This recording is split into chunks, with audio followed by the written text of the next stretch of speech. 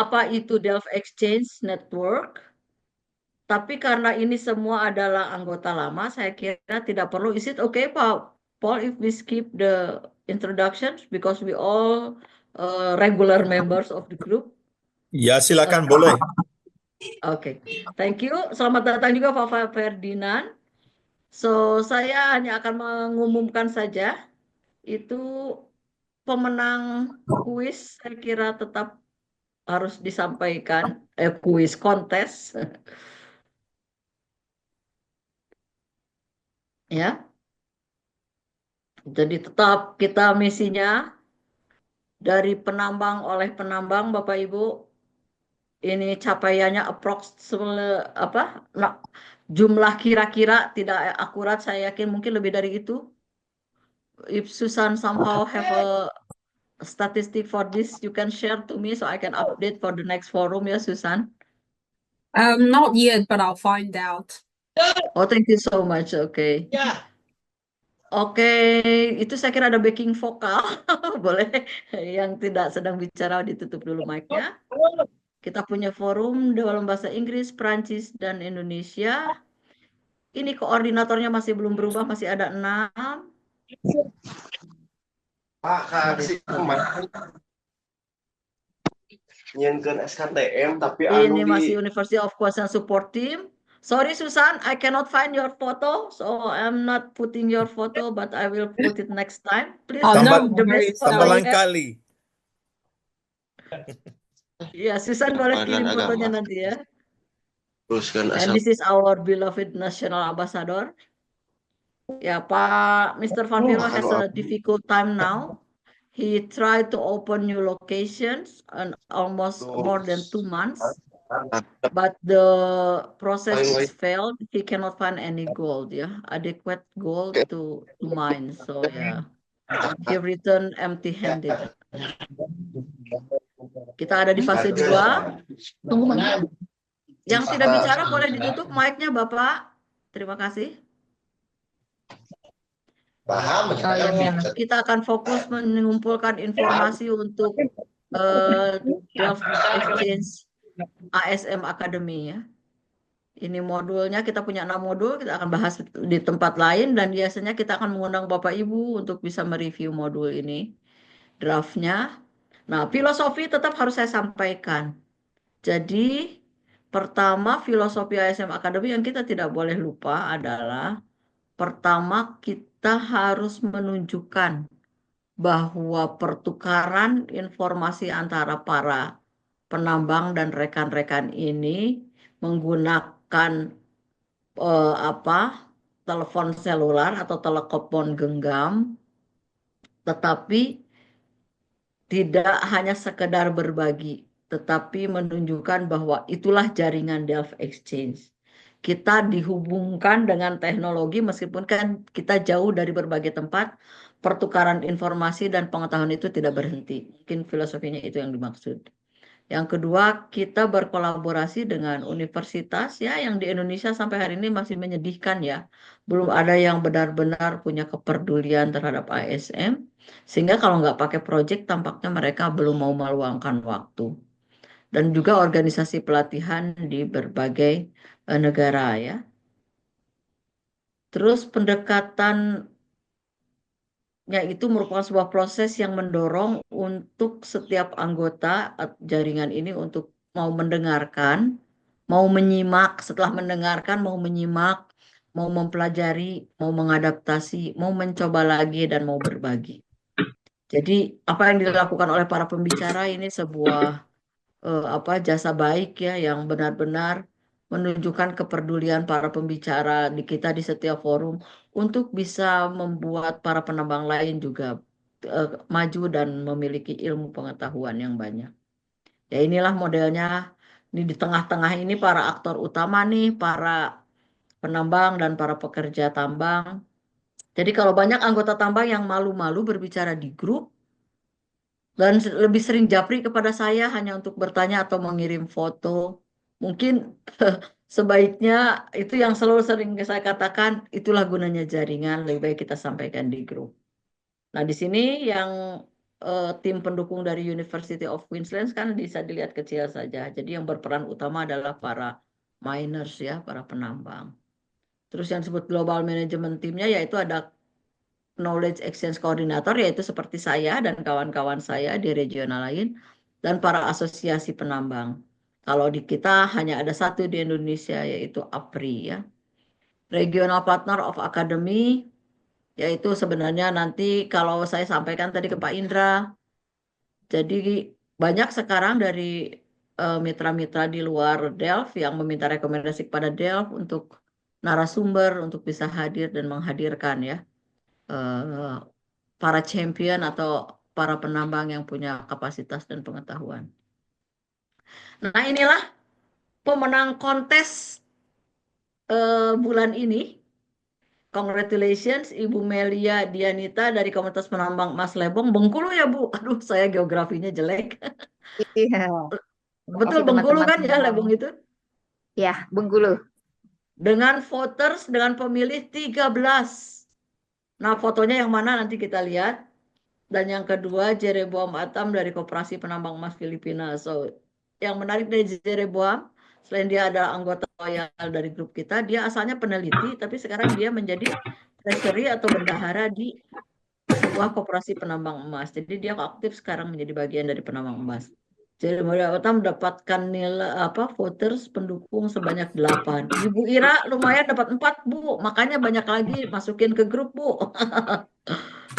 Ibu Meta dapat 6, Pak Wendy dari Tasik 2, Ibu Sartika dapat 7. So congratulations ya. Ini foto Ibu Melia, the winners of the month.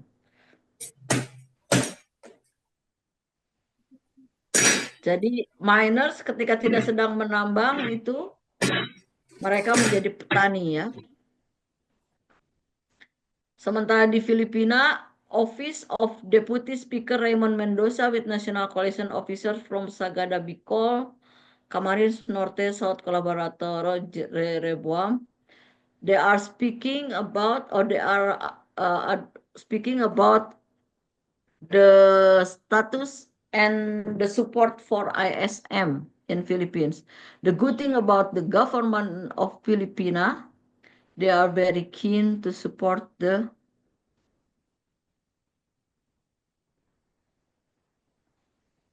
ISM. Yeah, it's different with our country. So hopefully someday we will have that kind of support too. So today agenda will be agenda hari ini kita akan mengenal, memahami lebih baik tentang teknologi meja goyang yang dilakukan atau dipergunakan di pertambangan rakyat. Kita senang sekali Ibu Yudi dan Pak Aziz Has dari Dompu tidak bosan-bosannya mau berbagi ilmu dan pengetahuannya.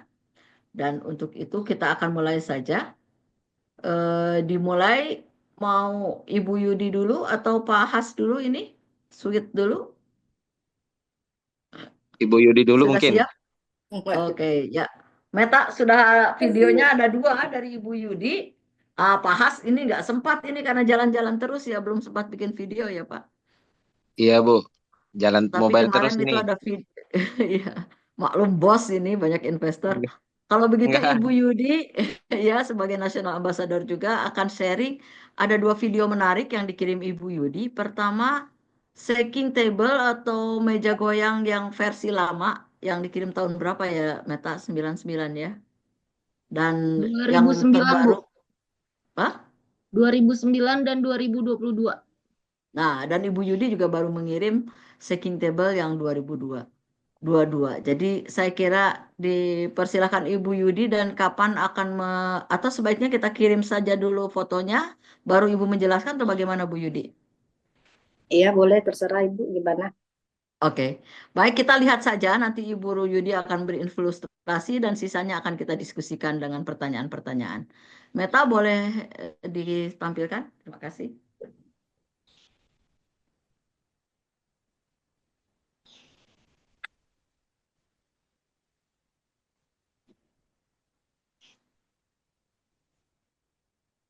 Bisa, Met?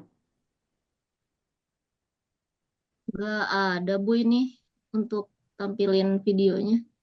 Oke, kalau begitu Ibu Yudi silakan saja menjelaskan mungkin dengan ilustrasi Bu, bagaimana proses meja goyang itu dalam satu siklus produksi sampai menghasilkan emas, sehingga apa yang menjadi pertanyaan sebenarnya dari teman-teman Pudu Jaya, bisakah stacking table lebih profitable daripada menggunakan merkuri? Karena mereka menemukan kenyataan stacking table lebih mahal dari merkuri, begitu. Dan dibandingkan hasil begitu ya Bu, kalau mengingat hasil. Iya, terima kasih Bu. Selamat pagi. Pagi. Poin pertama itu sebenarnya sebelum pakai stacking table, ini kalau di kita Bu ya, di perusahaan kami, itu yang kita lihat batuannya dulu Bu. Batuannya sulfida atau oksida. Karena kalau dia batuan sulfide, dia harus melalui pengolahan, melalui proses untuk dioksidasi supaya bisa masuk ke shaking table. Karena itu sangat berpengaruh gagal tidaknya satu proses pemakaian shaking table. Itu pertama. Batuan itu harus utama sebelum kita mau pakai shaking table. Kedua, harus kita pasirkan benar-benar jadi powder. Jadi mesh 200 at least. Dia kalau masih ada seperti mesh 90 atau mesh 100, dia masih ada kerikil kecil-kecil. Itu harus benar-benar halus supaya mikropoinnya dari partikel mineral logamnya itu benar-benar terhomogen Bu, terkonsentrasi di mesin shaking table itu. Kedua, kemiringan dari mesin itu sangat berpengaruh juga karena dia kan mengikuti berat jenis atau density dari mineral logam tersebut dari logam berat ke logam ringan ataupun pengotor yang akan terbuang ke samping ya, dia sistem gravitasi horizontal. Seperti itu sistemnya shaking table. Nah, ada kemiringan koordinat tertentu itu untuk menghasilkan densitas dari mineral logamnya, partikel-partikel itu sangat penting juga. Air, water flow-nya juga sangat penting. Banyak hal-hal kecil yang harus diperhatikan pada saat kita pakai shaking table. Sirkulasi dari air itu juga penting, air bersih. Kalau di saya Bu, ada yang saya kirim di video di grup, itu kenapa dia bersih? Karena kita pakai sabun. Karena sabun itu jadi bubble untuk memberatkan emasnya, partikel emas. Jadi dia lebih tenggelam. Istilahnya logam berat itu kan akan di decknya itu kan dia bentuknya miring, deck dari mesin shaking table itu. Yang berat itu akan tertinggal di roll pertama, kedua kayak gitu sesuai berat jenis. Itu berpengaruh juga. Terus apa ya? Air, Terus kemiringan. itu bahan bakar Bu katanya, itu yang menjadi masalah di Pudu Jaya karena dia pakai apa? Solar ya. Pakai solar Meta.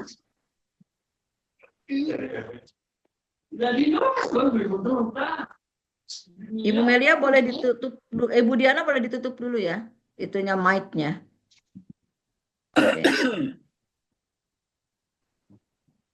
Okay, let me check that. I would like to try to show the video from Ibu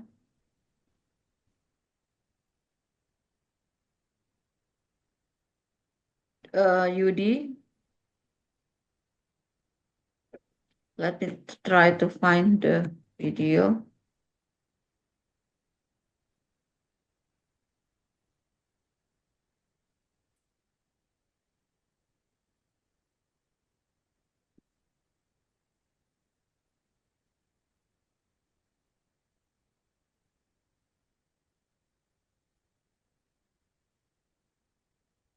Can you see?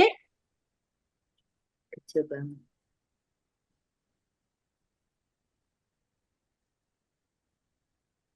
Ini video lama. Boleh saya jelaskan Bu ya?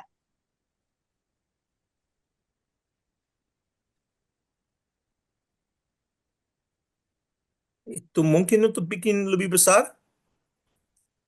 Iya, kecil sekali. Kecil sekali.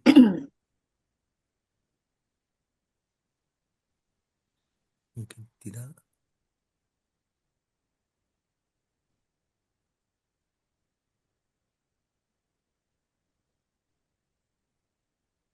Itu proses saya 15-16 tahun lalu dengan pemakaian air 7.500 liter air bersih. Ini yang saya bilang, kita ada tambahan, kita ada trik, kita pakai sabun dan berulang kali sirkulasi airnya yang kita. Jadi di bawah mesin shaking table tuh ada bak pembuangan, Bu, untuk 3.000 liter air. Dari air itu dia berputar terus dia sampai dia jadi bersih seperti itu. Kalau ini yang baru di pabrik saya di Gresik ini 2022, ya 2022 ini. Nah, ini kita sudah mengikuti teknologi yang baru, ada mesin classifier. Dari yang tadi kan hanya air aja, Bu, ya.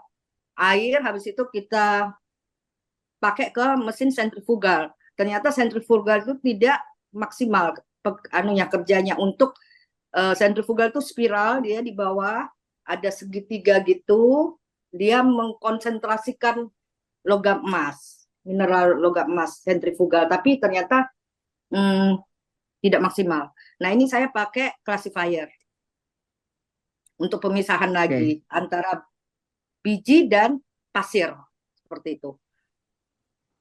Jadi itu pemisahan. Yang pasir sudah tidak ada logam, itu kita pisahkan, dikeringkan, karena mesin itu dia spiral, itu dia mengeringkan dan lumpurnya juga terpisah. Nah, yang masih ada mineral logamnya itu kembali lagi kita masukkan ke bak, kembali lagi ke shaking table, seperti itu. Dia sirkulasi sistemnya. Ibu pakai apa, Bu? Pakai solar, genset, pakai listrik, token listrik untuk mengoperasi mesinnya? Enggak, kebetulan kita kan kalau di Gorontalo itu kita di gudang itu bukan di tambang kita kerjanya, jadi kita pakai listrik, Bu. Pakai listrik. Iya. Itu misalnya kalau 1 hari 1 malam itu berapa yang dihabiskan listriknya? Berapa ratus ribu gitu kalau pakai token? Aduh, kita bukan token ya, karena kan ini pakai instalasi listrik kan kalau bukan di ya, Bu, pabrik ya, Bu? Iya, jadi ada panelnya itu saya kurang paham kalau untuk berapa per malamnya itu pengerjaannya, kurang paham untuk listriknya. Cuman murah, tidak apa-apa, nggak mahal. Ya. Lebih murah daripada pakai solar ya, Bu. Yang Iya. klaimnya Pak Aris di Pasti Produjaya lebih murah. bulan 2 juta. Nah, kita akan dengar juga ini ada Ibu Diana yang mau belajar nih, Bu, mau pindah dari Mercury ke shaking table, makanya langsung install Zoom, luar biasa.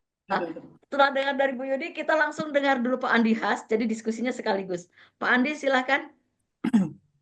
Baik, Bu.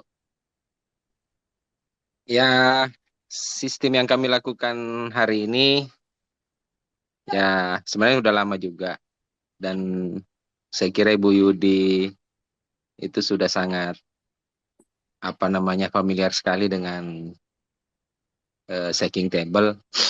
Jadi pada dasarnya seperti itu tadi, bahwa fungsi dari shaking table ini kan untuk mengkonsentrasi mineral dari misalnya kadar rendah menjadi kadar tinggi, kemudian diolah kembali mau dengan sistem pirometalurgi atau hidrometalurgi gitu.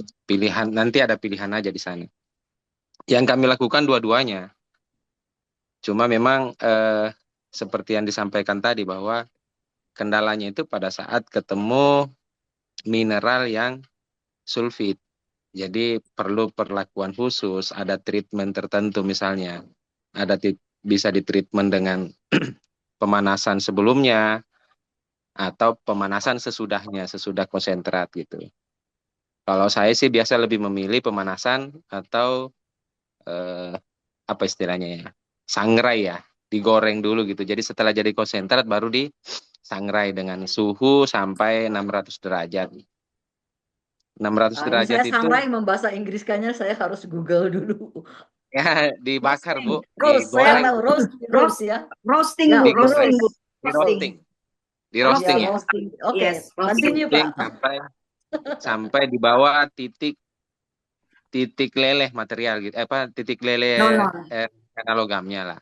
Ya kurang lebih sampai 600 Iya. derajat ya, kurang lebih 600-700 derajat. Saya sih biasanya menggunakan modifikasi dari kompor semawar itu. Kompor semawar jadi sederhana, yang penting bisa dapat suhunya. Jadi suhunya itu kita ya tentunya pakai digital temperatur lah, biar dapat suhunya gitu. Atau kita bisa lihat dari materialnya, kalau misalnya bau-bau sulfurnya, kalau dia sulfida itu sudah hilang, berarti sudah hampir habis gitu, sudah bisa dilakukan pengolahan selanjutnya. Apakah itu mau dilakukan dengan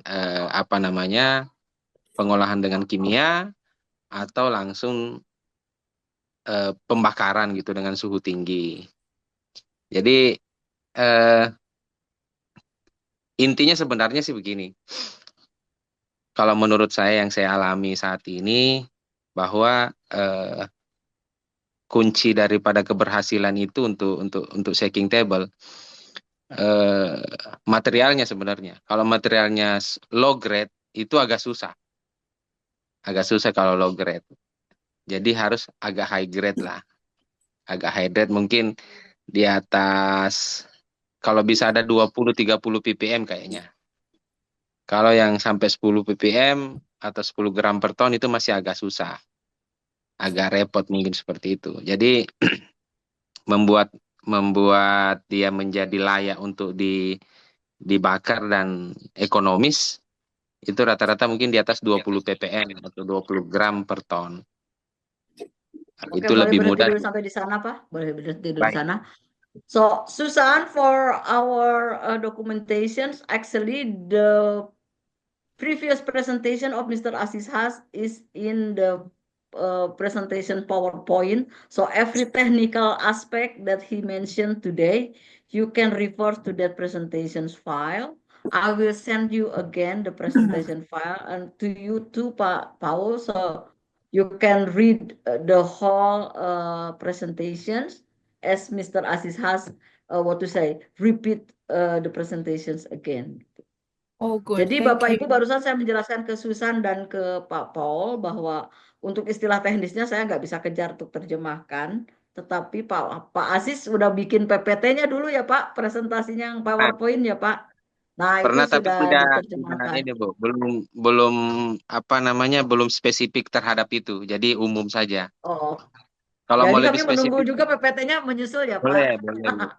boleh kita share lah. Tenang Pak, hadiahnya Itu, baligo nanti dari kami. Oke Pak, ya, sekarang soal biaya itu Pak, biaya produksi Pak, boleh dijelaskan? kalau biaya produksi kami sehari itu bisa mengolah sampai 5-7 ton lah material. 5-7 ton material itu sebenarnya murah aja, Bu. Sekitar 300.000 biaya listriknya per hari 8 jam. Jadi sangat murah sebenarnya. Itu pun sudah karena kita satu line produksi mulai dari crusher, double roll sampai crusher, double roll, ball mill, shaking table gitu. Sampai ke limbahnya, kemudian limbahnya pun masih kita olah. Buangan dari shaking table itu kalau misalnya ada yang lolos masih bisa kita recovery lagi gitu, karena kita tampung kemudian kita uji kembali gitu. Kalau dia masih ada 3 ppm yang tersisa atau 5 ppm masih bisa layak kita naikkan ke tong leaching gitu. Jadi kita masih bisa olah lagi. Saya kira untuk pengolahan dengan sistem yang ini, bila dipadukan dengan tong in-leach atau biasa disebut dengan chill, itu sangat efektif sebenarnya.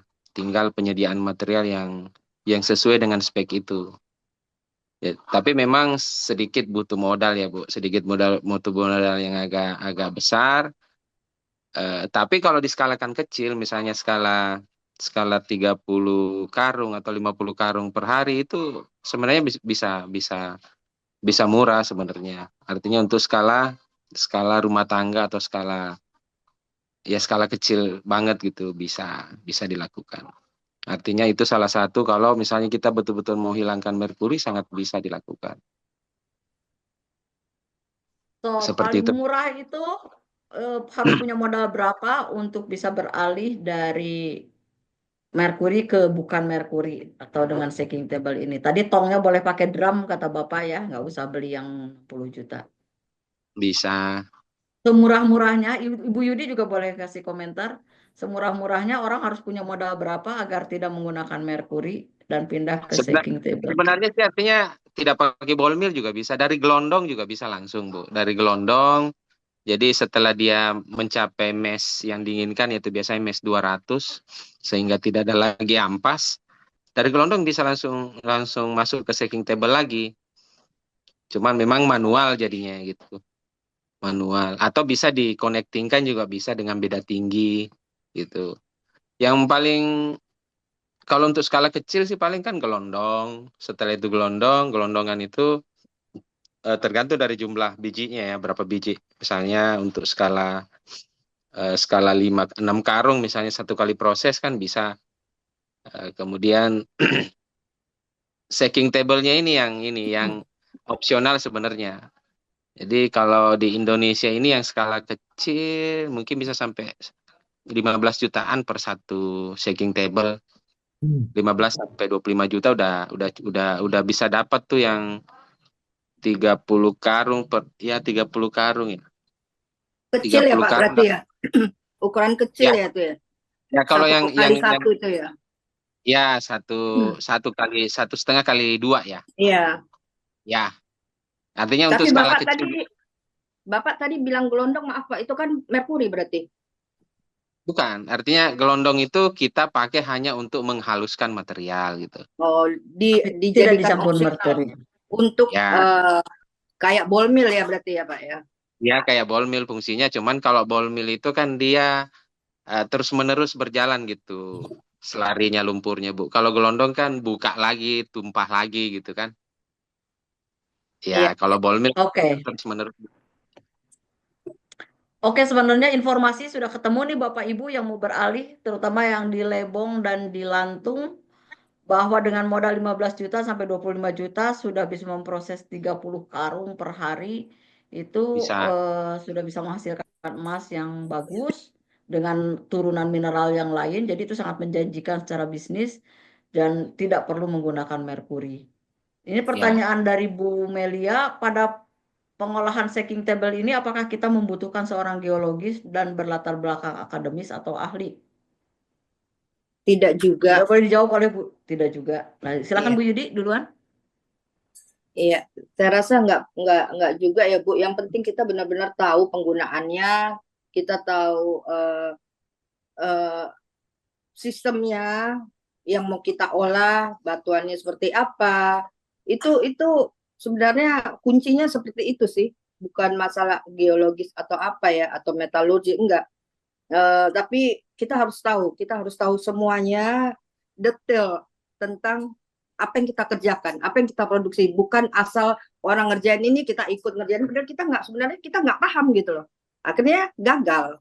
Nah itu yang salah, ya, itu yang saya lihat penambang-penambang kita itu seperti itu, karena saya di tambang itu kalau lihat teman-teman penambang yang lain kadang ya ngawur gitu Bu, karena hanya ikut-ikutan, sedangkan mereka nggak mau belajar sebenarnya seperti ini seperti itu kalau mau berhasil ya dalam proses. Oke, jadi intinya para penambang ini bukan ilmu yang sangat rumit yang tidak bisa dipelajari oleh penambang secara umum. Betul. Para penambang bisa belajar menggunakannya sehingga mereka tidak harus membayar seorang ahli. Mungkin di awal mendatangkan pelatih yang ahli, tetapi setelah itu bisa melakukannya sendiri. Betul. Begitu? Betul.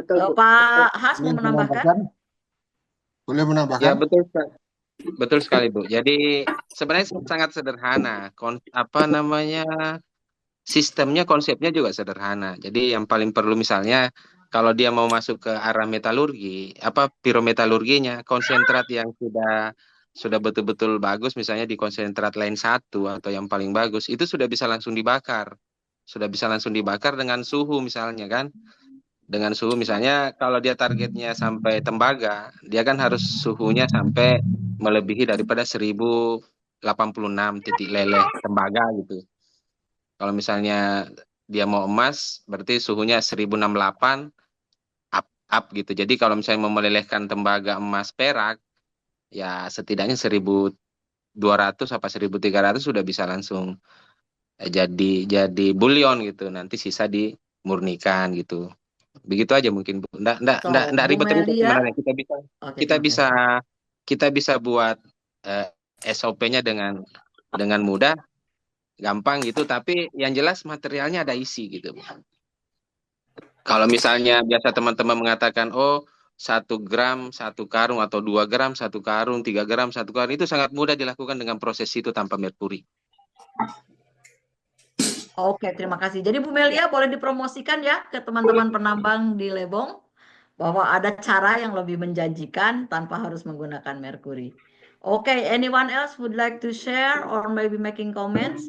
Mr. Van Vilo, I'm glad that you are now in the ground. Are you there? Are you still with us, Mr. Van Vilo? Yes, Mr. Mandian. Okay, nice to hear your voice. Can you share your experience regarding shaking tables and the cost of the productions? Yes, before we are using that shipping table to lessen the volume of stocks from 20 tons to almost 2 to 3 tons. But we found out that more volumes of stocks in processing to the processing plant, we no longer use those shaking table. We are only using that to reduce the volume, especially those stocks with lesser assay or low grade. For example, if your stocks is in 10 tons per grams, when you use the shaking tables, it will only rise to 15 tons per 15 grams per ton. So we are using that before. From now, considering the high price of gold, we are no longer use the shaking table. All stocks is all processed to the processing plant. So I would like to share that the concept of shaking table, that all heavy metals, which is ore bearing gold ore bearing materials will be rise. Then those light materials will be go down by the aid of water.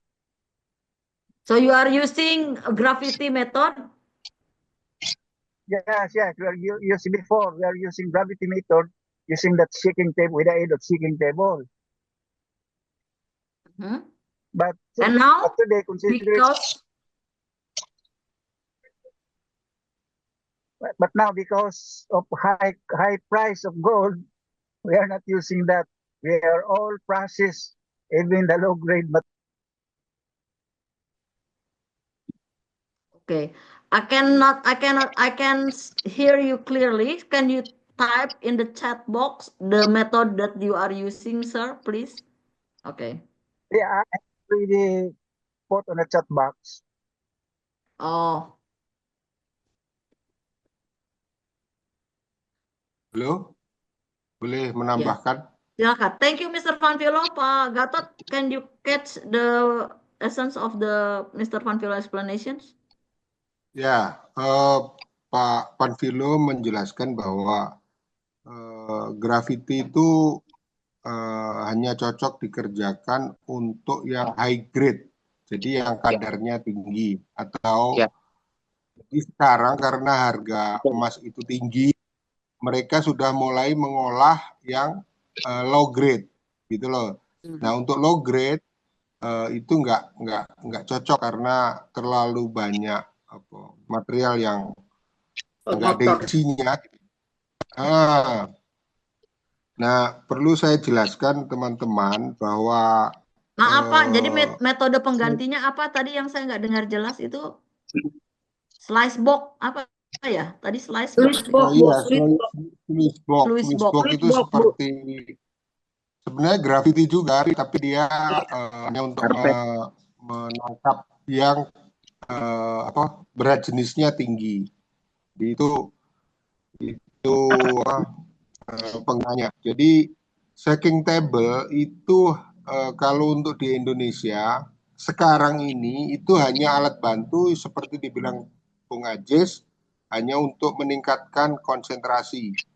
Karena kalau untuk menangkap emas, untuk model yang halus seperti di Lebong itu tidak efektif. Gitu. Jadi menurut saya tidak sesuai untuk menggunakan itu, dan lebih sederhana sebenarnya pakai itu namanya apa, blue ball. Blue ball itu hanya ember yang dilubangi, Dilubangin, kasih corong. ya, Ya. kasih corong, kasih air. Blue Itu apa? fungsinya sama. Blue ball, Bu, blue ball Harga namanya. murah. Sederhana. Nanti yang tidak ikut larut atau tidak ikut kebuang itu jadi konsentrat yang sama hasilnya dari scrabble. Itu tidak butuh generator macam-macam, tidak perlu. Apalagi kalau di Lebong itu bisa Tapi nggak pakai menggunakan merkuri kan, Pak? Yang penting nggak Nggak pakai pakai. merkuri. enggak. Air, Bu, air, Gini. Bu. Air. Sudah jadi konsentrat, itu mau olah pakai apapun terserah. Gitu. Intinya untuk meningkatkan konsentrat atau kadar konsentrat, sehingga harusnya olah mungkin hanya konsentrat 1 kilo kan biaya pengolahannya dan yang atau usaha yang harus dilakukan. Jadi memang bahan kimia yang untuk memisahkannya apa, Pak? Kalau Pak Has kan menggunakan jinchan karena bukan, jinchan itu untuk leaching, pengganti cyanida. Ya. Kalau untuk stacking table atau blue ball itu hanya untuk mengurangi tekanan permukaan. Motor. Itu biasa pakai sabun. Pakai Oke, sabun seperti Bu saja. Yudi itu ya? Sabun itu. Iya. Iya, itu memecah tekanan permukaan. Jadi supaya partikel-partikel itu lebih melepas terhadap Iya. air. Ya, jadi tidak untuk di Indonesia mungkin stacking itu masih emas sekarang. Itu di Kalimantan atau di Papua yang masih ada emas yang segede-gede biji cabai itu mungkin masih bisa. Ya. Tapi kalau udah halus pasti campur lagi dengan logam lain. Harus ada proses yang lain seperti bleaching. Oke, thank you. Amalgamasi. Terima kasih Pak Gatot. Pak Paul, do you have any comments or questions? Ya, saya perlu jelaskan juga ya, faktanya sekarang ini kita kan sudah lama menginginkan penambang untuk tidak menggunakan merkuri, tapi saya kaget minggu kemarin itu penambang merkuri atau penambang sinabar di Seram itu masih lebih dari 1.000 orang yang nambang merkuri. Kenapa nggak ditutup aja itunya ya Pak sama pemerintah? Ya sebenarnya dari dulu sudah kita kasih alternatif. Itu ditutup tapi penambangnya disuruh nambang di sekitarnya. Di situ ada tambang emas juga. Tapi pemerintah kan hanya menutup, tidak kasih alternatif. Nah, jadi orang mau makan kan memang dia biasanya nambang sinabar, karena sinabar itu tidak berbahaya, dia masih stabil.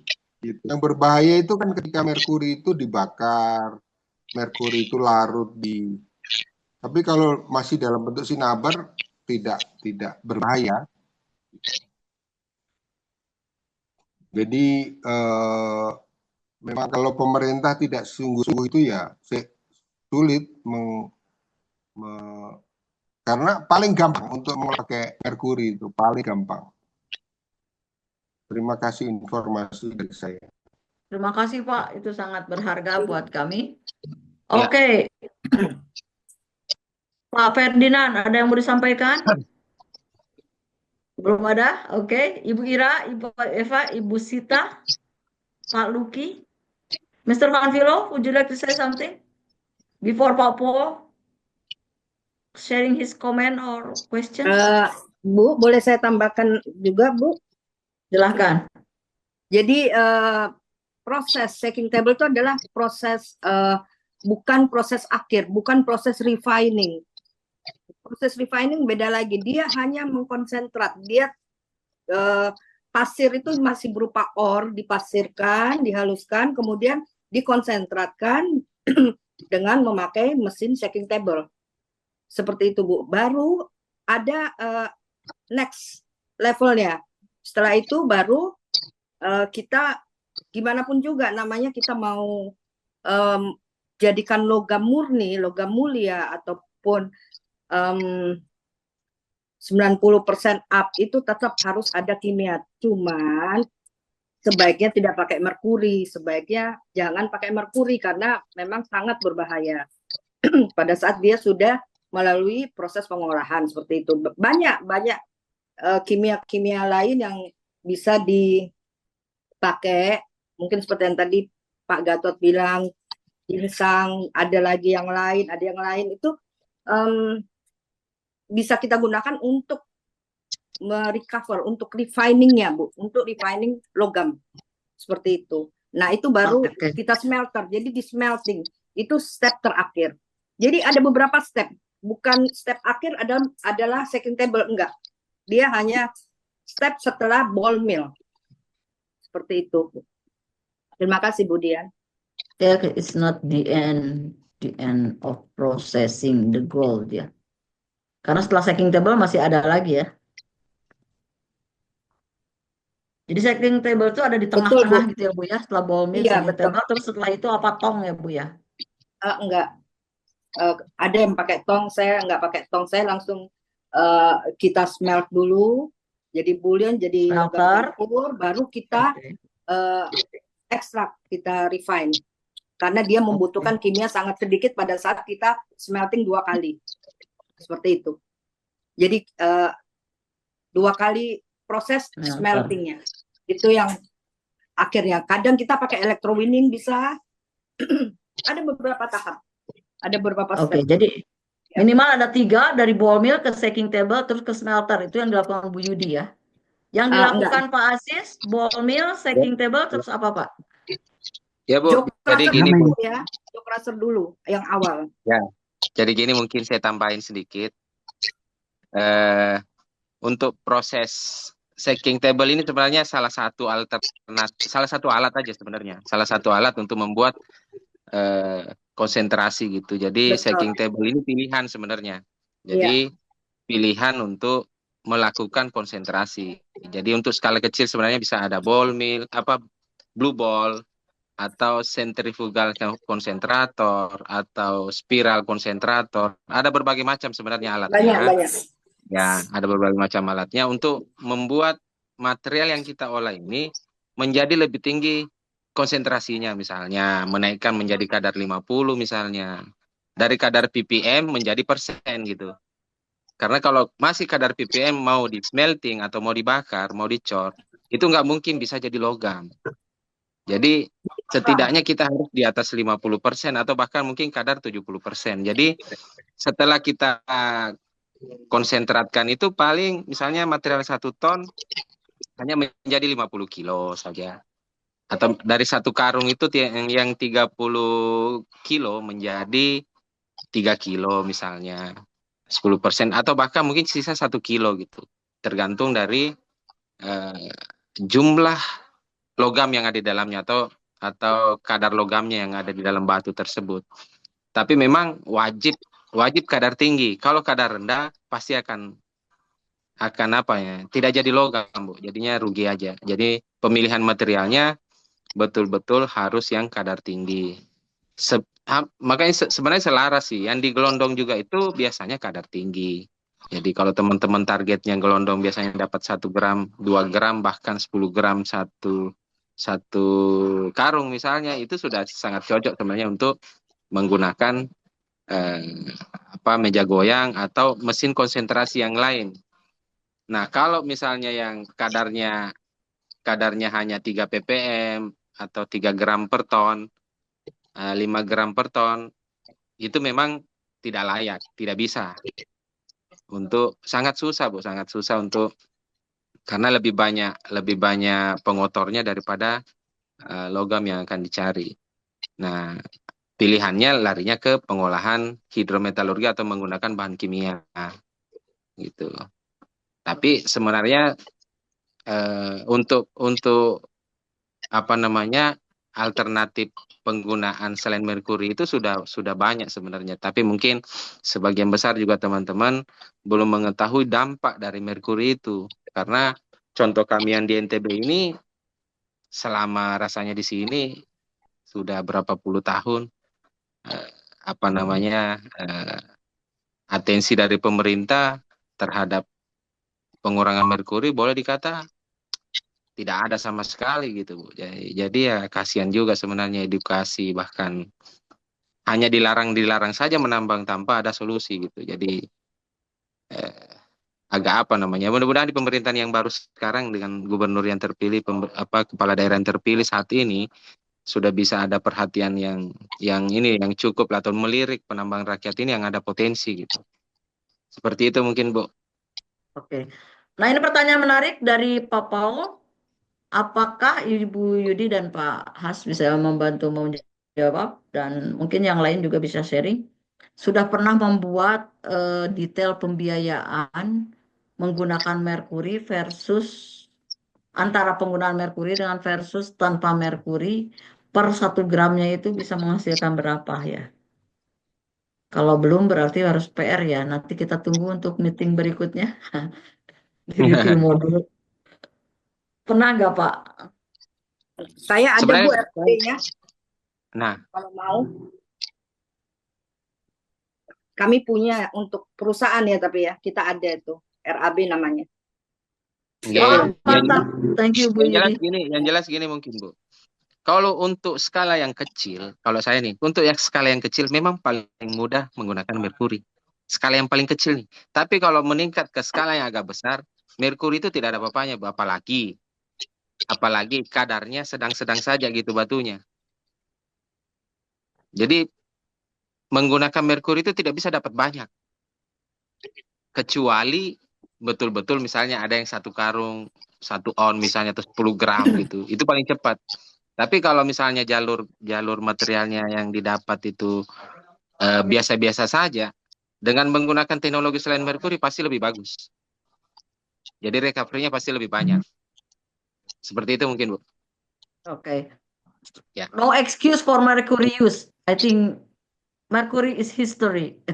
Jadi udah nggak ada alasan lagi pakai mercury. Mercury Sebenarnya, udah sejarah ya, Bapak Ibu. Sebenarnya kalau Banyak kita tekankan betul-betul pemerintah mau menekan merkuri itu nggak ada, sangat bisa, Bu. Sangat Betul. bisa. Ya. Oke, for RAB, Meta. Halo Meta, are you there? I'm here. Meta? Oh ya, Meta, please help me to copy the questions of Pak Paul and put it in our WhatsApp group ya. Tolong di copy pertanyaan Pak Paul. Nanti di review modul, sebelum review modul yang diselenggarakan Susan, sudah punya contoh detail RAB-nya Bu Yudi sama Pak. Itu akan sangat berguna buat modul saya kira ya. Dan Susan, are you happy ya with the detail cost productions ya? mercury versus non-mercury. So it's a very important knowledge ya. Di copy di grup sekarang ya. Siap. Okay. I think we will come to the conclusions because some people has to go. Pak Paul, maybe you can make any comments and conclusions for this discussion, please.